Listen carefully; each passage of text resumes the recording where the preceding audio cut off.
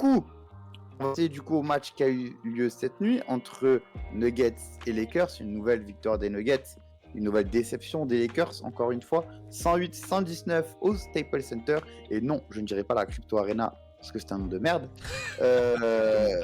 .com. Du coup, .com, pardon. Du coup, on a eu droit à un Jamal Murray excellent sur la première période et un Jokic effacé. Puis sur la seconde période, l'inverse, un Jamal Murray effacé et un Jokic excellent, notamment dans le quatrième quart-temps pour Jokic. À noter aussi les très bons apports, encore une fois, de KCP, de Brown, de Porter Junior. Porter Junior qui est, je trouve, excellent sur ces playoffs, mais vraiment excellent. Toujours dans le bon tempo, des bons efforts en défense, bref. Voilà, c'est du joueur qu'on aime, malgré le contrat faramineux. Du coup, le sujet du débat, Denver Nuggets, parti pour un sweep, oui ou non? Je pense qu'on va être tous unanimes. On va tous dire notre réponse à 3. 1, 2, 3. Non. Oui.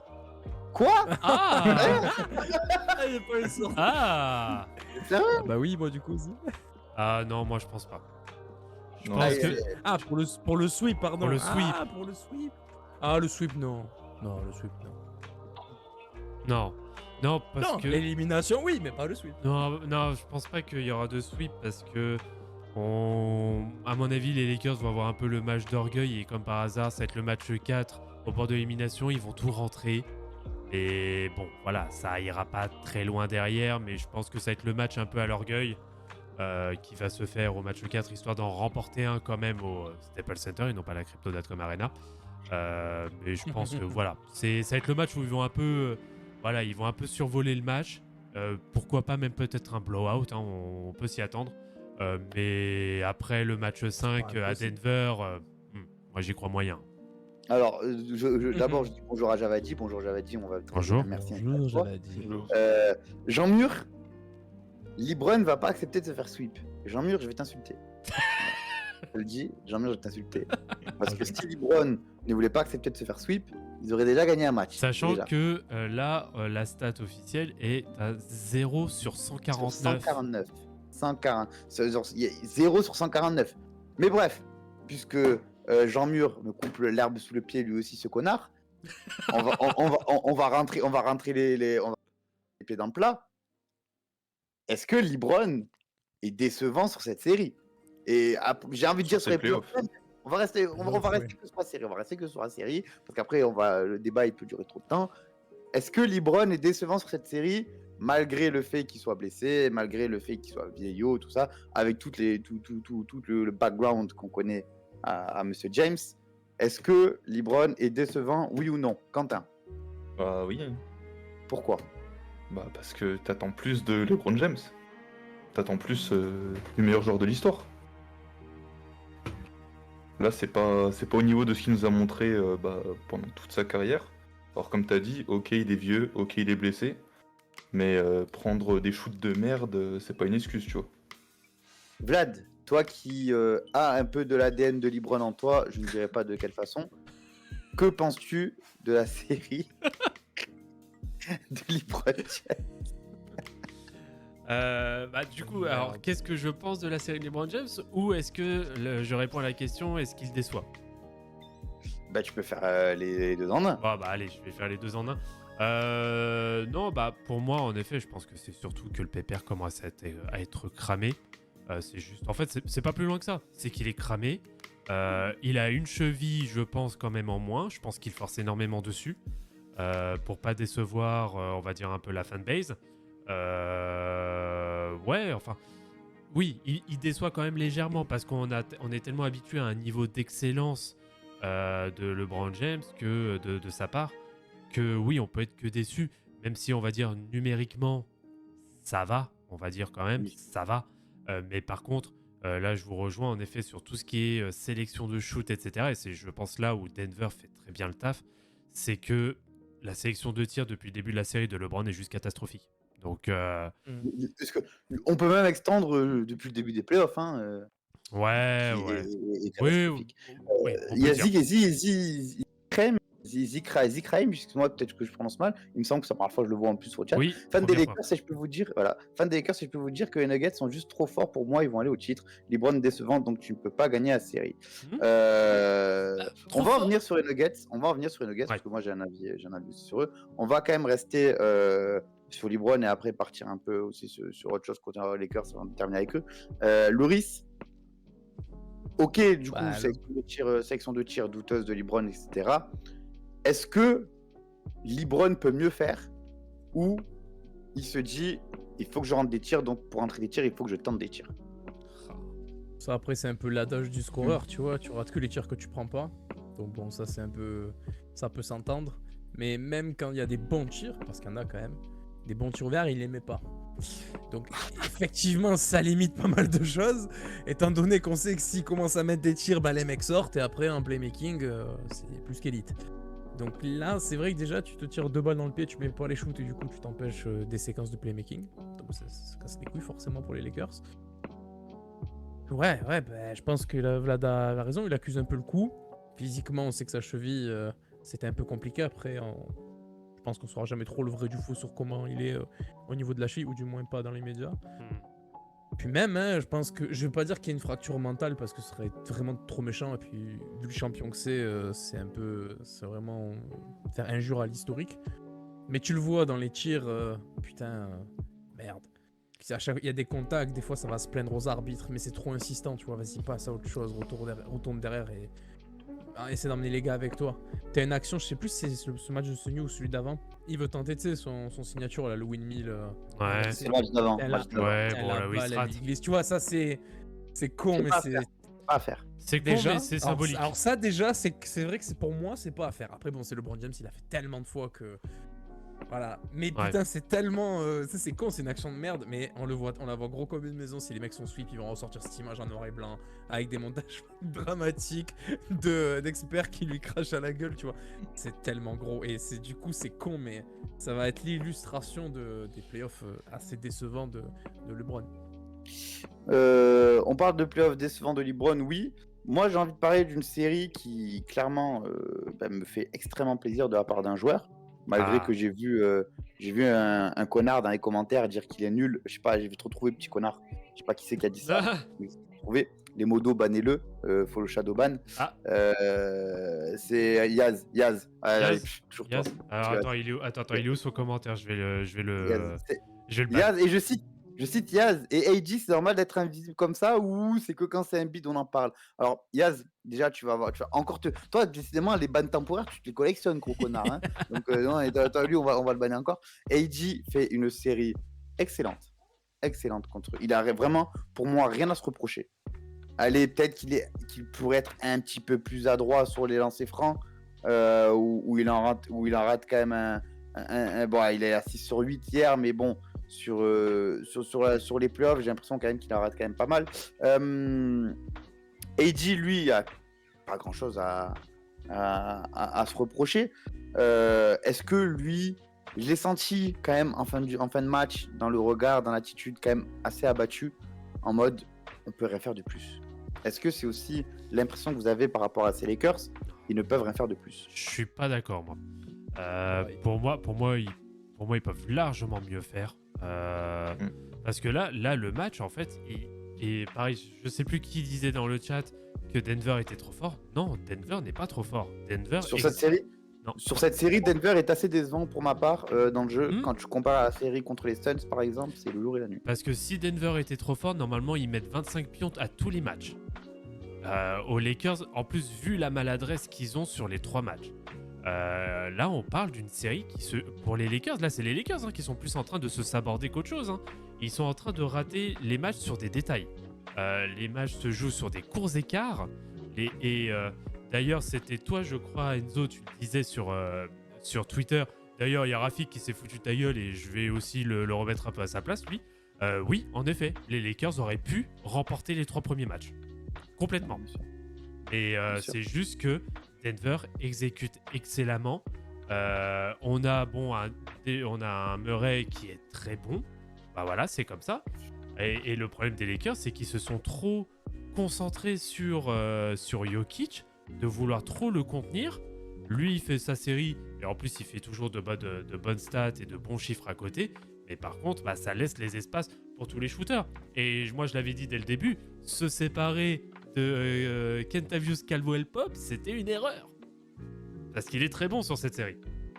Et Il est très bon pas sur que ses lui, playoffs, même tout. Il n'y a pas que lui. Moi, je partage peu ton avis dans le sens où, oui, effectivement, ça se joue sur les détails pour les Lakers.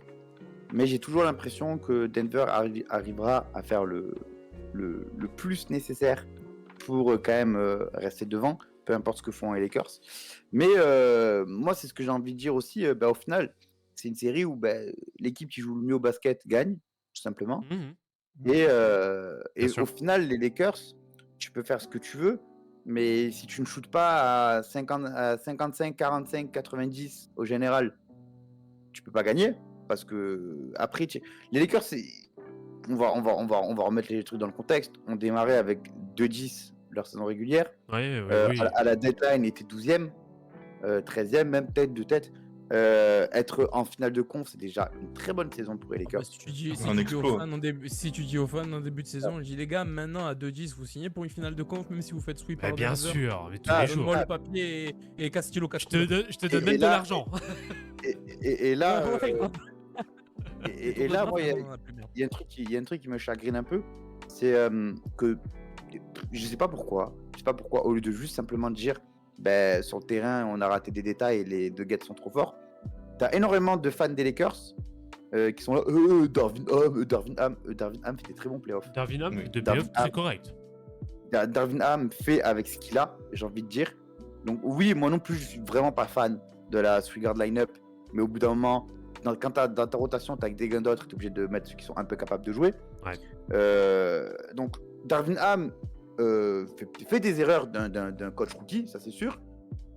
Mais de là à en faire le fautif principal de ce 3-0, c'est Non. être totalement soit débile.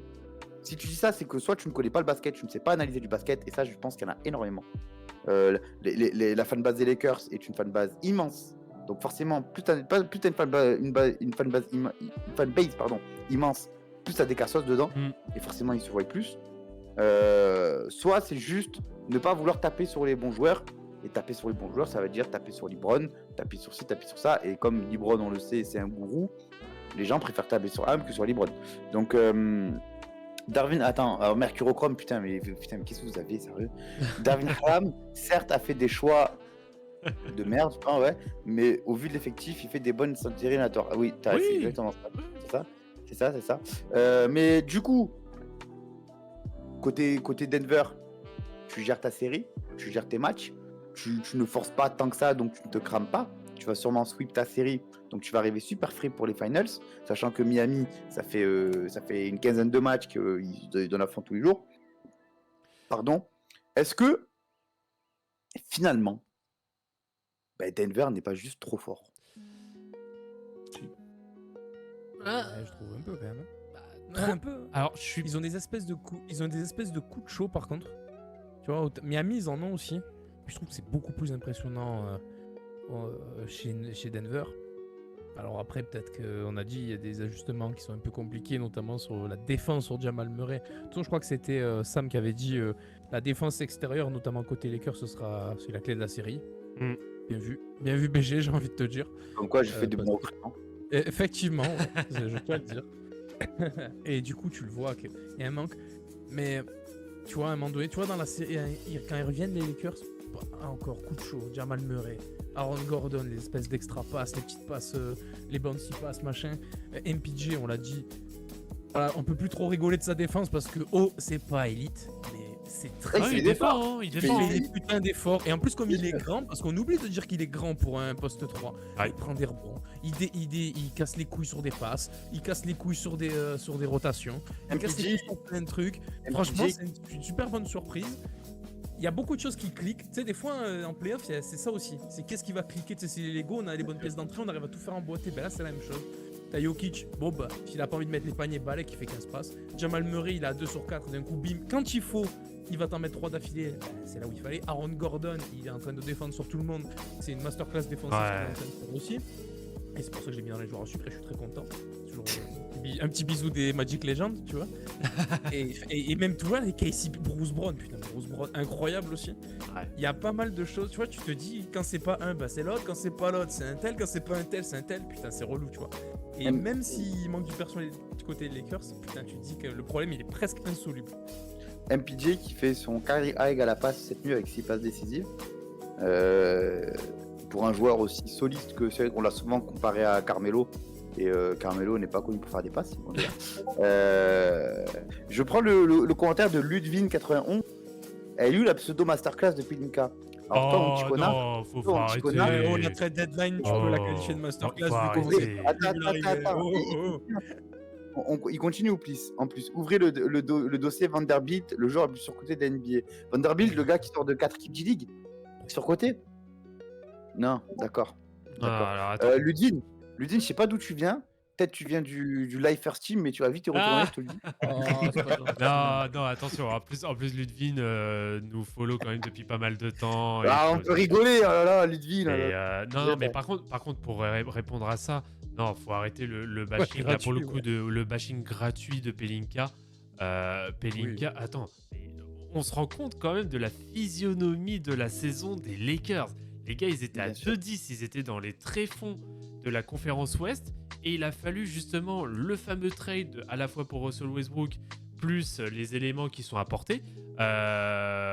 Pour le coup, Vanderbilt est un très grand partisan de cette seconde partie de saison. Bien sûr. Et du rendement offensif. Et il faut rappeler que c'est le premier defensive rating de la ligue, hein, les Lakers, depuis la trade deadline. Donc partir du marasme dans lequel tu étais en début de saison pour arriver en finale de conf, pour le coup, j'ai été le premier à lui cracher dessus, hein, à Pelinka. Mais là, il n'y a rien à dire. Il n'y a absolument rien à dire. Oui, c'est une masterclass. Moi, je suis désolé. T'as ce résultat en début de saison et au final, on te dit, bon, bah finalement, tu vas faire ces échanges-là et ça va t'amener en finale de conf. Oh, face à des Nuggets qui sont excellents. Donc, non, il n'a absolument pas à rougir de ça. Et je veux juste apporter une dernière précision sur les Nuggets, et je pense que ça a aussi énormément d'importance. C'est que les Nuggets, c'est un groupe qui vit depuis plusieurs années ensemble. Le noyau dur est là depuis plusieurs années. C'est le fruit aussi d'un travail de plusieurs années, de plusieurs échecs. Comme dirait Antetokounmpo, ce n'est pas un échec, c'est de l'apprentissage. Voilà, c'est un travail aussi qui paye. Et on le sent clairement, et je pense que c'est ça aussi qui fait la différence sur la série vis-à-vis des Lakers, et c'est là aussi où les Lakers pêchent énormément, c'est qu'il y a une vraie hiérarchie à Denver. Et ça se sent. Et on sait, chacun est à sa place. C'est un peu... McMahon, c'est vraiment un chef d'orchestre. Il est là pour diriger ses instruments, pile là où ils sont, au bon moment, etc. Non, franchement, Denver, il n'y a rien à dire. Moi, j'étais les premiers à cracher dessus, mais là, j'ai rien à dire. Ah oui, là, Denver fait fermer énormément de bouches, dont les nôtres et la mienne avant tout. Hein, et on l'assume parfaitement. Moi, comme je dis depuis longtemps, Jokic me chie dessus et Malone, il rajoute sa piste. Donc, tu n'as rien à dire à part dire bravo les gars et vous êtes trop forts. De toute façon, Oxmo Cappuccino qui dit de toute façon être 7ème et finir en finale de conférence, c'est un exploit tellement rare. On sous-estime ça parce que Miami défie l'autre de la NBA. Oui, c'est vrai que le fait que Miami 8ème arrive à mener sa série de finale de conf, ça abaisse un peu l'exploit qu'ont les Lakers. Mais non, c'est un gros. Karim Libero, guys, bonjour Karim. Qui était à la brocante avec moi ce matin. T'es un de mes chouchous, Karim, sache-le. Et je dis pas ça parce que nous sommes tous les deux des Arabes. Du coup, cette série qui va se finir du coup par élimination des Lakers, hein, forcément, qu'on se le dise. Ah bon, ça va peut-être 4-1, ça va peut-être être 4-1, ça va être 2, ça va être fou, mais ça va être élimination des Lakers. Tu ce ne sera crois pas, tu ne crois pas en toujours, LeBron, dites-vous. Tu ne crois pas en LeBron? Et Dommage. ça sera bien mérité pour des Nuggets qui ont été excellents depuis le début des playoffs.